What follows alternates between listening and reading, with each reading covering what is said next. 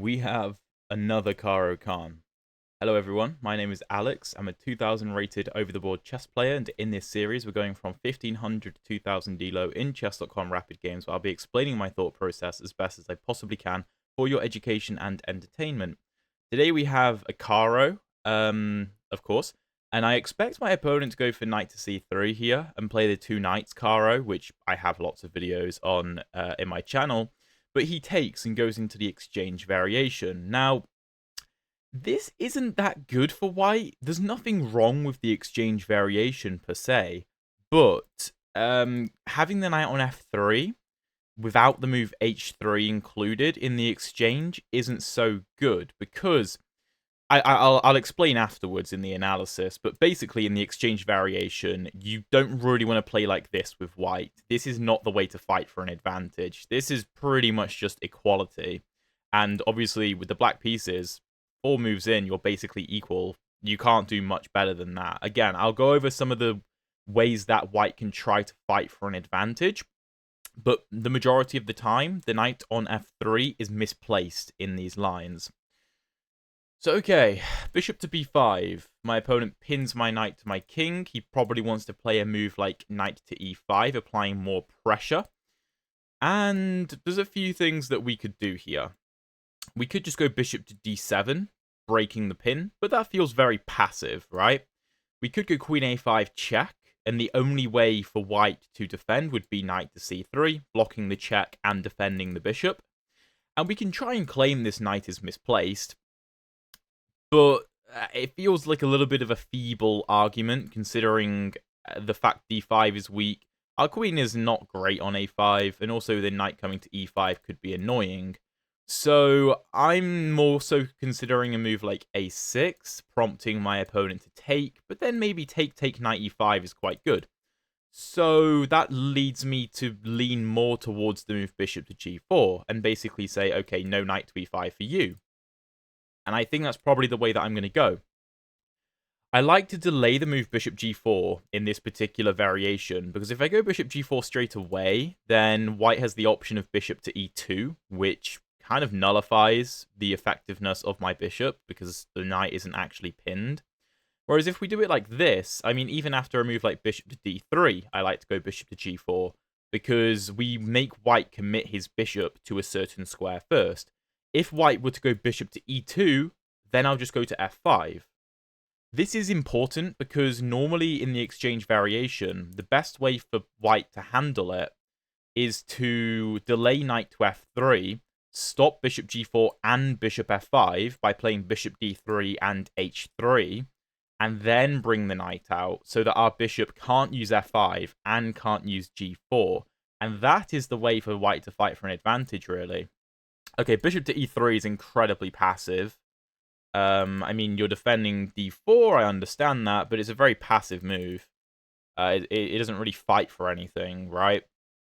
A move like c3 would be far better suited to defending the d4 pawn, and this is the type of structure you normally get in the exchange variation, known as the Carlsbad structure. Very, very common in many different openings in chess, but particularly the Caro Kann Exchange. And yeah, the bishop on e3 is kind of pointless. And it's not a terrible move by any means. It's not a game-losing move. It's not a blunder. It's just not the best allocation of resources, basically, right? The bishop could be doing a much better job on, like, this diagonal, let's say. But okay. Again, we can give this check, but knight c3, and we're just helping white to develop. So that doesn't make any sense. To me, queen b6 looks okay, applying pressure to the bishop, b2 and d4. But I don't see the point in committing the queen too early. I think it's easier just to play pawn to e6. I also recently learned, and by the way, thank you to the comment section for this, you guys are great, is that in the exchange variation, when white pins your knight to your king like this on b5 with the bishop, if he goes h3 against our pin on the f3 knight, we should probably take pretty much every time. And I'll continue with bishop d6. And the reason being is that if h3 and we retreat the bishop, then like g4, bishop g6, knight to e5 can be quite concerning, because our knight on c6 is weak because it's pinned, and it also doesn't have the option to take like we normally would in that kind of variation if the bishop was on like d3, let's say. So if h3 happens, I'm pretty sure we're supposed to take that. And after like queen takes, just play a move like knight to f6, and let's say, I don't know, c3, then we don't have the bishop pair, but I believe that's the way to go. I'm not sure whether now the situation is different, though, because if h3, g4, h3, bishop h5, g4, bishop g6, knight to e5, we can take with our bishop, which we wouldn't normally have the option of doing, because this is a bit more delayed. And also, white is already committed to castling, whereas normally... Well, no, yeah, normally white has castled already. So on h3, I think taking makes the most sense. Yeah, yeah. I mean, this kind of position is most likely dead equal, and he does go h3. We shouldn't try to push too hard for an advantage that isn't there. Yeah, I think we're supposed to take that. So let's do it. Let's do it. I suppose an argument is as well that the knight really wants to go to f3, and the queen is already there, so that makes it awkward for this knight. And if the knight goes to c3, then again, you take away the option of c3 or c4, which are the moves you kind of want to play. I kind of like the idea of throwing in a6, asking this bishop what it's doing. I feel like the best idea would be to bring it back to d3, but then we could always go knight b5. So yeah, let's do that. And if it goes back to a4, I quite like the look of b5, to be fair, kicking it back to b3. If we really want, we can go knight a5, just grabbing the bishop as quickly as possible, considering we just traded off our light squared bishop. So, you know, maybe this diagonal could be quite weak in the future. And if the bishop does retreat this way, we maybe have to be careful about c3, bishop c2 in the future, and we may not be able to oppose that bishop. The only way, to me, that there seems to be to save the bishop is to bring it back to e2, but that, you know, is kind of awkward. So he does go to d3, and I feel like knight to b4 should be the move. And the point is that you don't have bishop to e2 now, because I will take on c2, and your rook is trapped. So you can't stop me from taking this bishop. And the light squared bishop in these kinds of structures for white tends to be their best attacking piece on this diagonal, going against h7, which is obviously, once we castle, the square that white will want to attack. We also, you know, free up the c-file for the rook, which is useful. We've put the majority of our pawns on light squares, which is good because we traded off our light squared bishop. So it complements the dark squared bishop excellently. I talk about this in loads of my videos, particularly in the Caro Kann. You can whack so many of your pawns on light squares, trade off your light squared bishop, and just have your dark squared bishop remaining, being an absolute monster, because it can maneuver around your pawns rather than being blocked in by your own pawns. Look at the white position, for example. In the white position, his central pawn is on a dark square, and all it's doing is blocking its own bishop's scope, right? Whereas this bishop is a fantastic piece because the central pawn is on a dark square. This is a light squared bishop. My opponent goes rook to d1. Technically, he's not actually threatening to save the bishop because I can still take on c2. So we could just continue developing, and there's basically nothing that white can do about that. I feel like knight e7 is better than knight to f6, just because, I don't know, knight f6, bishop to g5. We could prompt this and take with the g-pawn to open up the g-file. It doesn't feel like we have enough firepower to justify that, though. So if, like, here, I don't know, maybe we have to go bishop to e7, which I don't really want to play. We could play h6 preemptively, and then go knight f6. That's interesting. We could also go knight f6, bishop here, castle, take queen takes, and offer a queen trade.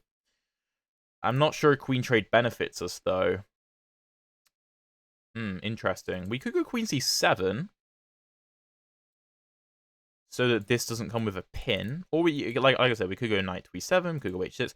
I feel like the knight belongs on f6 because of how weak the e4 square could be when this bishop dies, which it will. So I think h6 is the move I'm going to choose to prepare knight to f6. And like I said, this bishop still can't move because I will take on c2 and your rook will be trapped. So we don't have to take yet. Like, we could try and make white play a move like a3 and then take, which, you know, a3 would be a bit of a waste of time. Now, c3 would make far more sense because you want to play c3 anyway, supporting the d4 pawn, relieving this bishop of its defensive duties. Shouldn't have been on e3 in the first place, and he does that. And now we'll take, and I don't know, maybe this rook is misplaced. By the way, if you're enjoying the video so far, please drop a like and subscribe if you haven't already. I'd really appreciate it. Let's continue with the plan of knight to f6, now that there's no bishop to g5. h6 is a useful move pretty much always. We don't have to worry about the light squares particularly anymore because we've gotten rid of the bishop. And technically, everything is equal, except I have an e-pawn and white has a c-pawn. Do we go e5 in the future? Maybe not. I think it makes more sense to go for the minority attack, which is very, very typical in the Caro Kann Exchange variation. I get loads of questions in my Discord and in my comment sections all the time, basically being like, you know, I feel like I'm decent. This is me being you guys. Being like, you know, I feel like I'm decent at openings. I feel like I'm decent at end games, but middle games I can't figure out. And I get that. So many people struggle with middle games. And this is one of those situations where the middle game stems directly from the opening. What do I mean by that? Well, I know that one of the major middle game plans that stems from the Caro Kann Exchange variation is to utilize the 2-on-3 pawn structure on the queen side to launch a minority attack. A minority attack, the idea basically is that because we have fewer pawns, we have more open lines against my opponent's pawns. And like playing b4, for example, massively weakens c3. So the idea is that maybe we can trade off our 2 pawns in the long run for all of white's queenside pawns because we have more open lines against them, and then be up a pawn going into the endgame, and d4 will probably be weak in that endgame anyway. So, okay, how should we continue? Well, we could castle, of course. We do have to be careful in the future about castling, because maybe there's bishop h6, gh6, and queen takes f6 ideas. But now our knight is defended, but we do have to be careful. Alternatively, we could play knight to e4, because white hasn't played knight to d2 yet, and he hasn't stopped us from going knight to e4. But he could play knight d2 in response, and we'd probably just have to take. f5 doesn't really make any sense. So I see no need to rush that. We could go b5, trying to clamp down on c4, but a4 looks like quite a good move there, so I don't really want to encourage the opening of the a-file for white, which would be quite strong. We could go a5, b5. Yeah, it makes sense, but there's also no need to rush that, I don't think. To me, it makes more sense just to get castled and, you know, kind of bring our last piece into the action. Again, we have to be incredibly careful about our g-pawn being overloaded. Okay, my opponent goes a4. Again, we could go a5. Taking makes no sense because then your a-pawn becomes a massive weakness. So if a5, b5...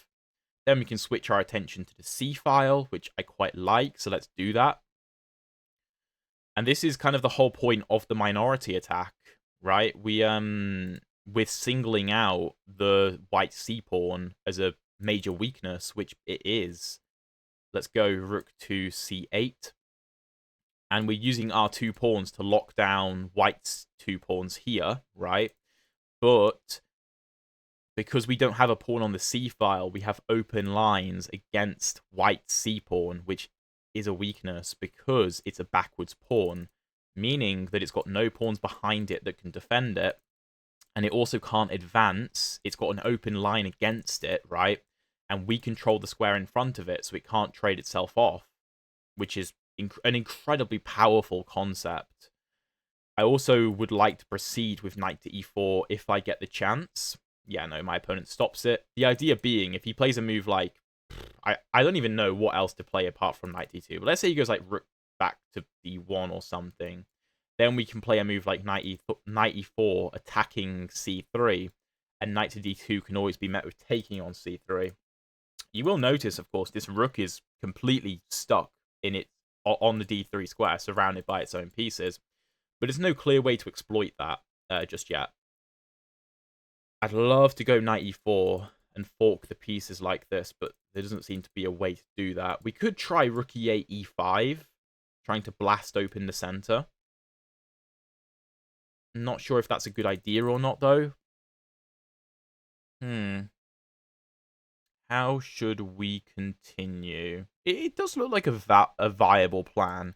We could go b6 just to secure our a-pawn against any knight b3 ideas. Also stops knight c5, which is useful. But then again, if knight b3, we could just go knight to e4, so that's fine. Rook e8 does look decent. We could go queen e7, preparing a double up of the rooks to stop any c4 ideas. So if like queen e7, rook c1, rook c7... No, white has enough time to play c4. Maybe we should rotate this knight to b6. Something like knight d7. If queen to g4, threatening bishop h7, we can just go for something like queen f6. That should be fine. Queen f6 might be a good square. So like knight d7, rook c1, knight b6. Not only do we hit a4, but we also exert more control over c4, and maybe we'll play knight c4. Yeah, that looks really strong. I love that. Let's do it. Knight d7. The only thing I'm slightly concerned about is maybe white can bring his rook over to the king side and attack us, but I don't really see how he executes that plan. It seems like a bit of a pipe dream. And I mean, white's pieces are all tripping over each other, really. I mean, his rook can't move properly, the bishop can't move properly, the knight can't really do a whole lot. It would much rather go to f3, I think,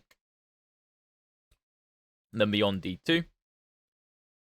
So yeah, knight to b6. Also, hitting a4 is a massive bonus. Yeah, he does go queen g4, as expected. Threatening bishop takes h6 because the pawn is pinned to the king. No need to panic. We can just play a move like queen to f6, I think. We could even play a move like king h8, but I think our queen is good on this square. If queen f6, knight b3, going after a5, is that a problem? Is that a problem? I mean, we can go b6, but then our knight can't go to b6. Maybe the plan there is to play e5, because the knight moves away from the center. That's interesting. Like rook e8, e5. That looks... yeah, looks kind of nice. Looks kind of nice. Although, let's not hang our knight. Queen f6, knight to b3. Maybe bishop back to c7. That doesn't feel right. Maybe king h8 is better then.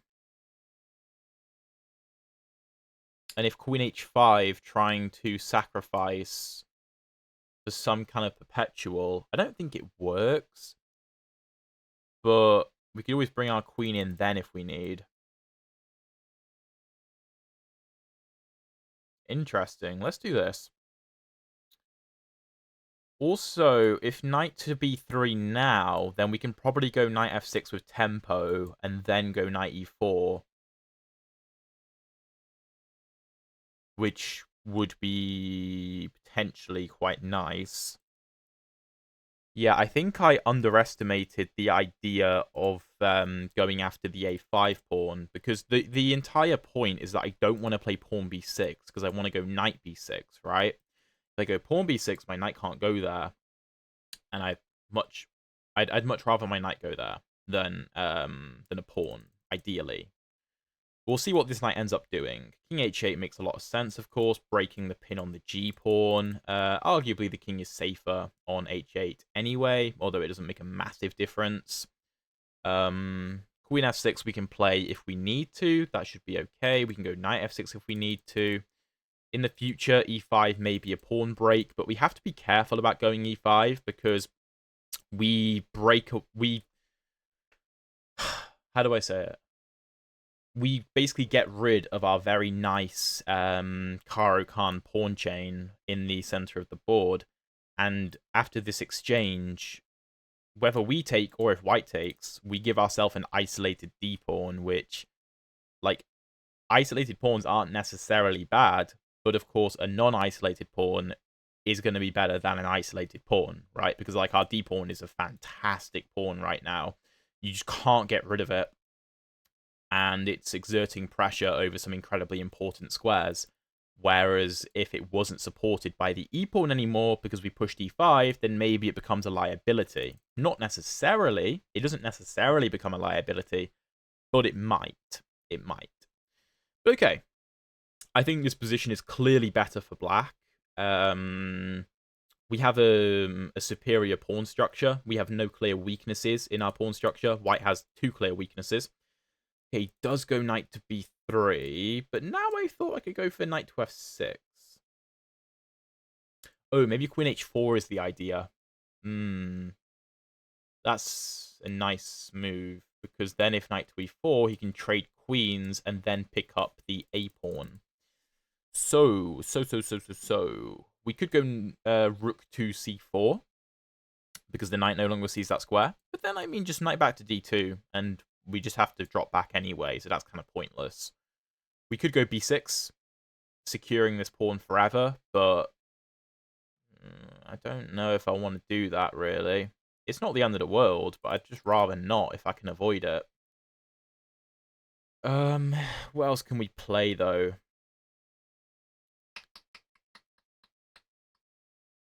I'm not seeing many other options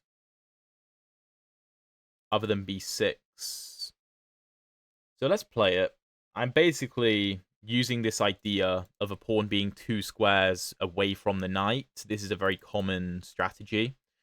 And it stops the knight's immediate forward movement and just dominates the knight. The same way that a bishop does, like, completely dominate the knight's movement. A pawn does to a smaller extent, but of course it completely stops any invasion because you're not going to trade a knight for a pawn. You might trade a knight for a bishop. So the knight drops back. No knight to b6 for us, but it's not the end of the world. Again, we could try and play e5. This can't be taken because of knight takes e5, forking the queen and the rook. If e5 queen to h5, which is an interesting idea, allowing pawn e4 to go bishop to h6, take here. We should be fine there, to be honest. We should be fine. We could go knight to f6, queen h4. I'm not really seeing a follow-up there that I like. Maybe bishop e7, threatening this. But if here, you can just drop back to g3. And then what have I achieved? Nothing. Although, maybe not nothing, because if here, a knight to e4, then if take, the rook has to drop back and lose control of the c-pawn. However, our e-pawn is also very weak. We do get control of the c-file, and we go up a pawn, but we're probably going to lose the pawn back. Difficult to evaluate. e5... it does look very good, because if we get e4, we are miles better. My only problem is, can white go for this? Well, first by playing queen h5. Actually, no, because if queen h5, we have knight f6. If queen h4... does this change anything? I think it does. Because now if bishop h6, gh6, queen h6, we get knight to h7. Yeah, I love that. That's really nice. If here. Yeah, you haven't got time to take because your queen's gonna fall. Let's go e5.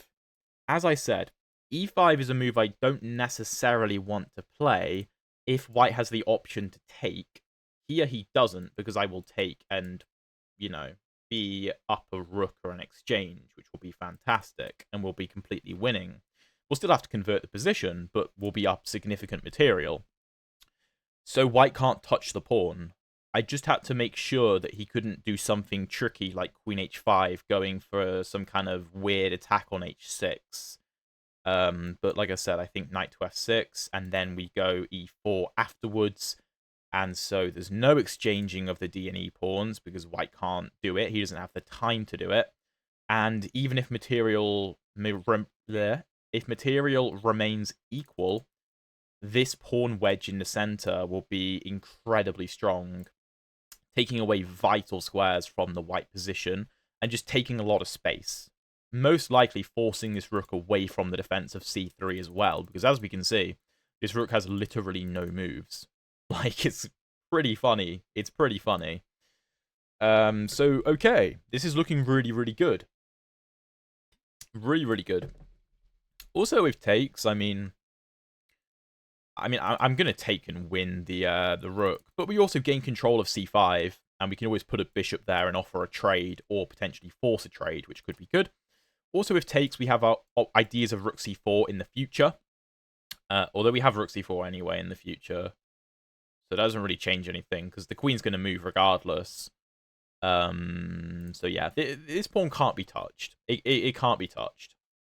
Not right now, anyway. And like I said, if you go queen h5, it's an interesting tactical idea, because if we play a move like queen f6, then you can take. Because if knight takes, then rook takes here, and, I mean, white looks like they're doing very well there. So, queen h5, we need to meet it with a move like knight to f6, so it comes with tempo, right? Queen f6 will not do, because it gives white the extra move that he needs to get the queen off of the g4 square, so that taking and knight takes doesn't come with this fork. We're still going to be very tactically aware, and some of you may not want to play a move like e5 in this position, because it's like, well, this is potentially a long-term weakness, it's a risk, I don't know if I want to take that risk. You just got to calculate out the tactics, right? Trust your calculation. Knight b1. It is a good defensive resource, to be fair. We'll go e4, of course. We don't want to take. That would be idiotic. Bishop takes, and then what have we achieved? Absolutely nothing. The whole point is that white can't take. Knight b1 is good, because it ensures that the c-pawn is defended once the rook moves. However, the knight is stupidly passive, right? Insanely passive, which is what we want to see. Okay, I'm tempted to go knight to f5, just to secure the d-pawn and move with tempo. If queen to h4, this is never a threat anymore, because we always have knight h7. We could even... Oh, f5, actually. Oh, no, f5 has to be the move. That's a lovely move. Yeah, we've got to play that. We've got to play that, because you can see how we're about to crash through the white position. That is awesome. I think white's best try here is going to be queen h5. To again try and maybe go for some sacrifice and perpetual check.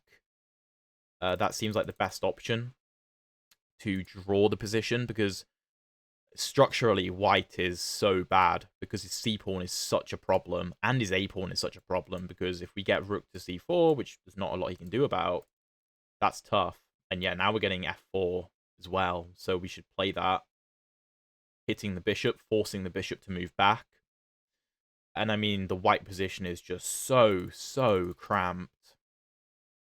We're not winning any material just yet, but I mean, when you have space like this, that's not a big deal. Not a big deal. We have no clear weaknesses. I mean, our only weakness is, I suppose, d5. But how is white accessing that? Not clear. I really want to play f3. I feel like that's the best move. If takes... I mean, we have quite a few options. They all look pretty winning. I'm also thinking, well, what if white just doesn't take? Do I want to take? I'm not sure.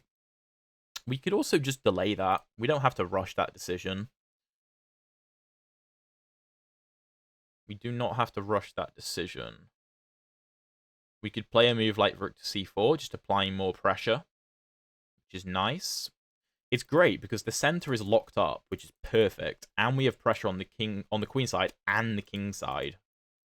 But we are a little bit low on time. That is the perennial problem with Chess Centurion. So, okay. I want to put my knight on a better square. I definitely want to do that. I don't know where that is, though. I suppose just f6? Probably. Just securing our pawns. This is defended. That's okay. Maybe I want to bring my queen to g6 to make f3 more powerful, because we will have the threat of checkmate.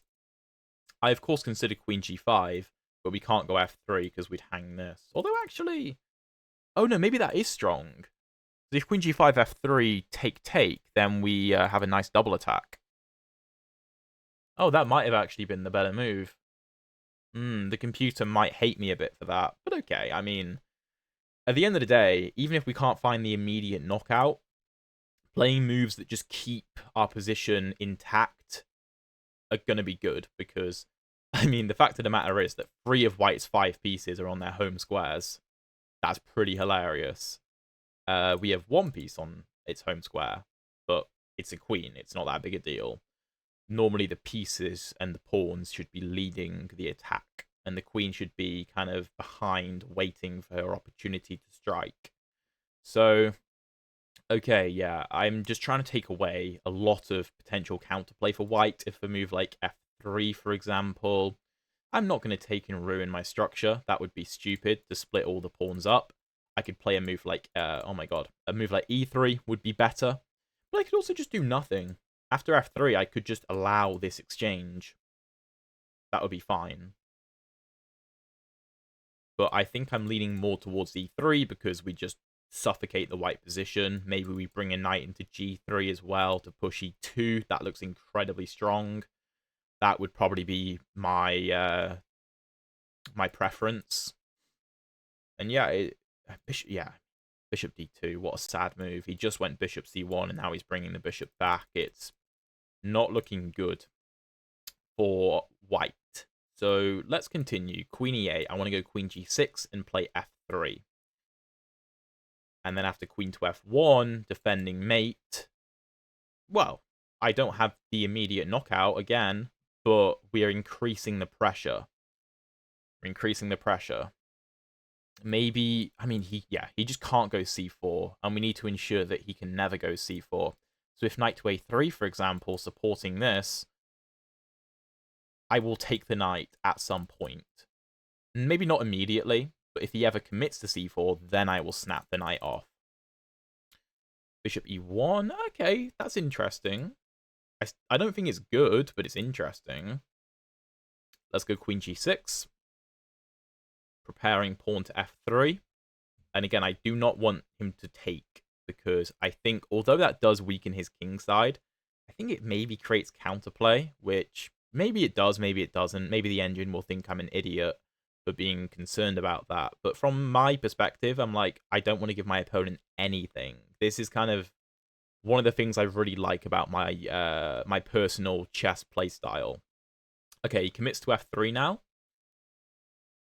Oh, that's interesting. So I suppose his point was to maneuver the bishop before allowing me to go e3 so that he controls g3. Maybe that's the point.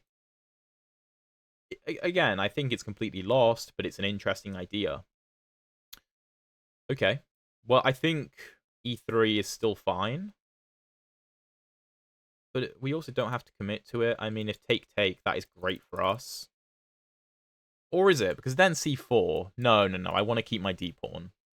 I want to keep my d-pawn to stop this. And we're just taking away more squares from white, making his life even more miserable. And the more pressure we pile on, the more moves that we play that don't give white anything, the more likely it will be that eventually white will make a blunder and just let us win the game easily, right? c1, I think rook c4 makes a lot of sense. If knight here, then I'll just take it off the board and double up. I do not want to allow c4. I'm never going to allow c4. I want to apply pressure to white's weaknesses.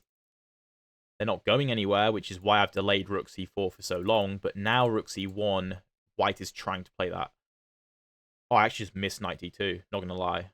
Oh, no, I shouldn't have done that. I completely missed the fact he had d2, but I can just take that. Wait, what? I didn't miss that. I can just take it. What's the point?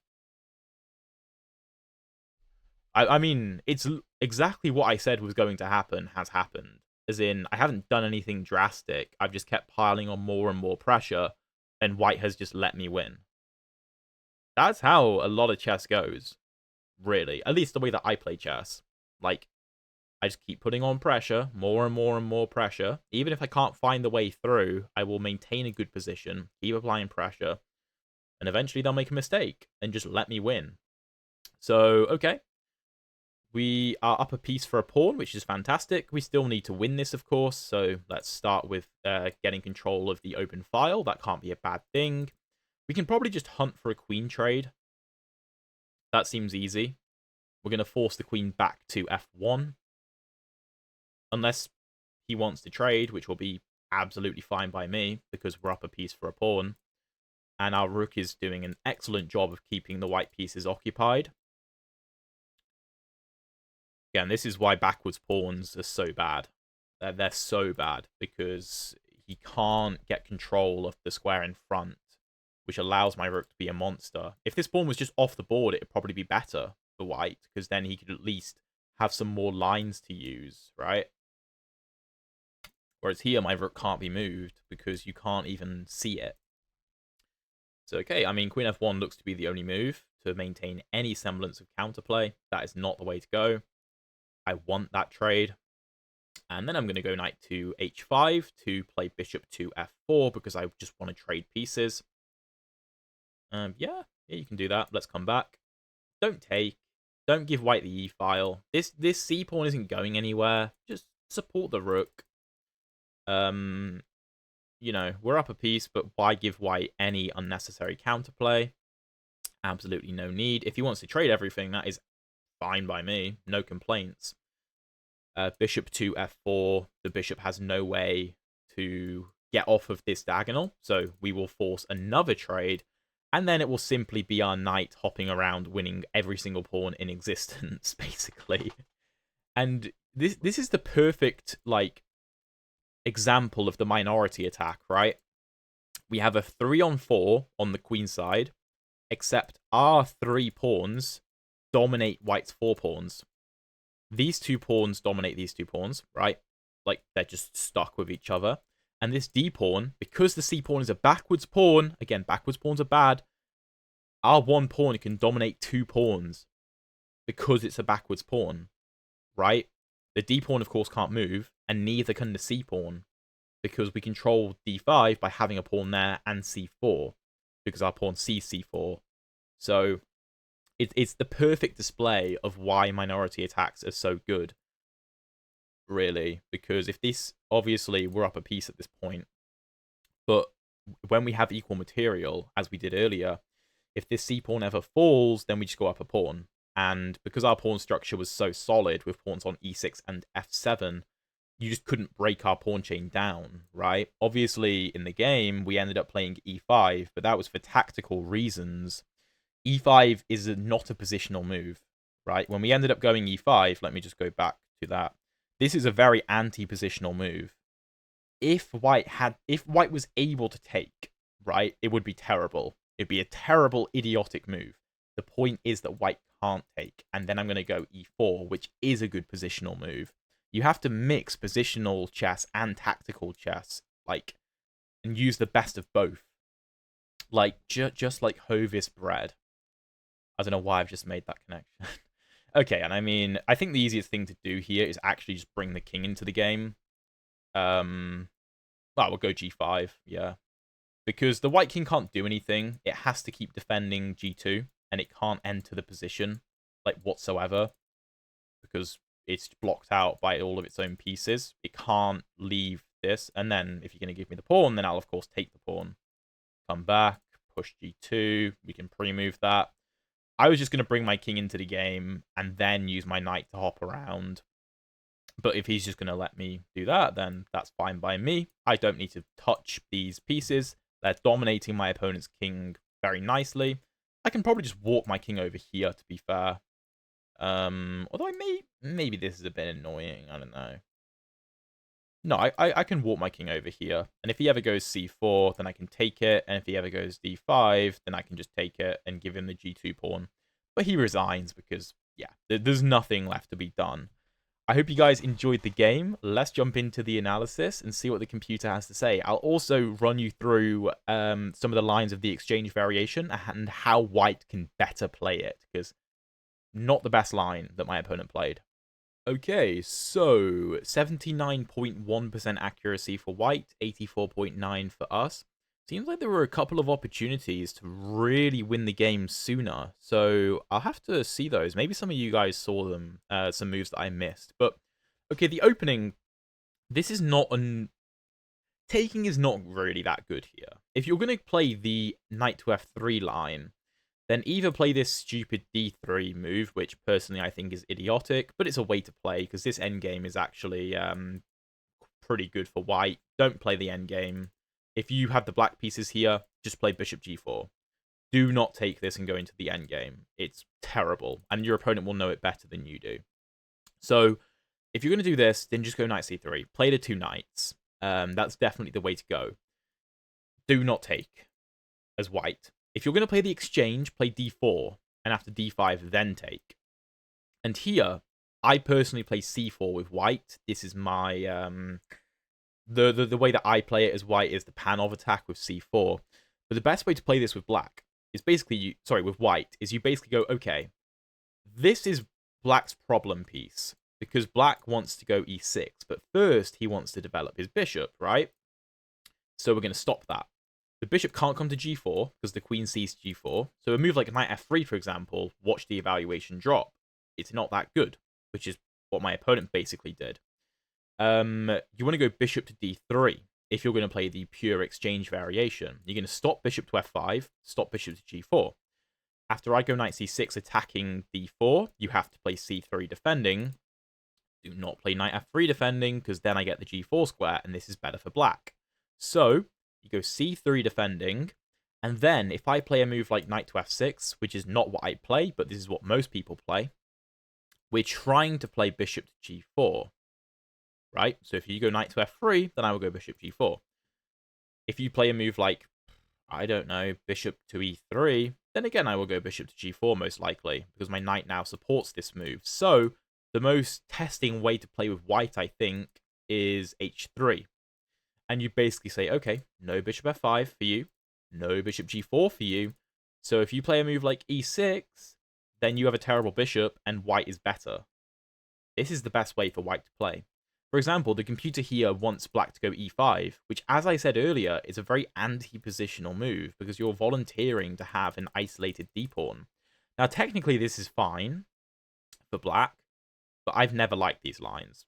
Personally, as the black pieces, I have started playing this queen c7 line, and if knight to f3, then you can go bishop g4 as normal, and if h3, then I believe the idea is g6. Yeah, g6, and it's a bit strange, but the point is to go bishop to f5 and get this exchange, and this is actually quite good for black, because you're going to whack a knight on e4 and be very happy. But okay, my opponent, basically what I'm trying to say, is my opponent didn't play a very testing line. We go knight c6, bishop b5, not the best. We go bishop g4. The computer actually likes this and claims this knight is misplaced. I thought our queen would just be a bad piece on a5, but whatever. Computer's going to say what it's going to say. Bishop g4 is still fine. Bishop b3 is very passive. You can see we have a fair advantage already. Bishop e3 is not a good move. e6. I don't like to commit the knight too early. I've learned that it's better to commit the knight a little bit later in these lines. I don't know why, but apparently it is.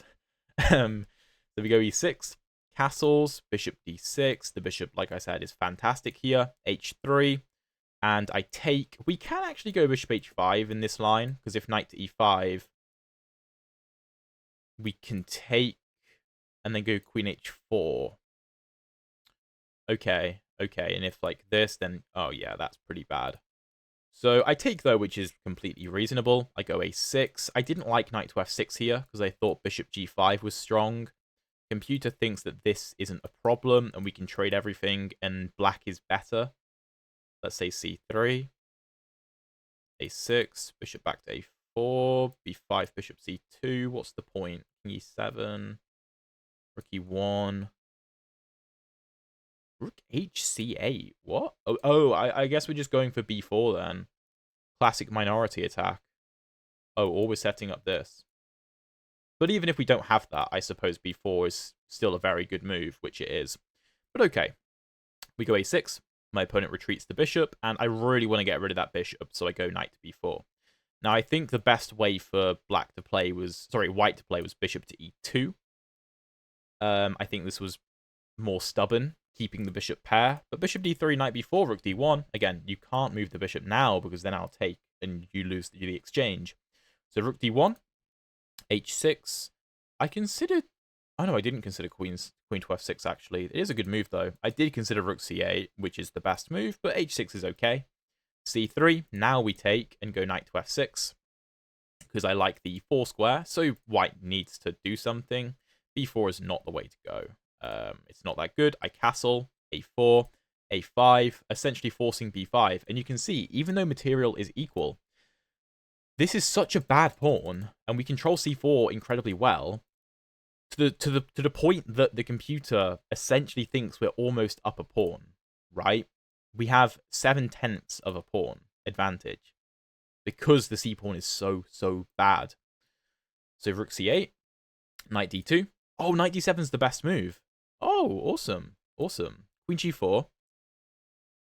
Oh, so there was a way to get a completely winning position here.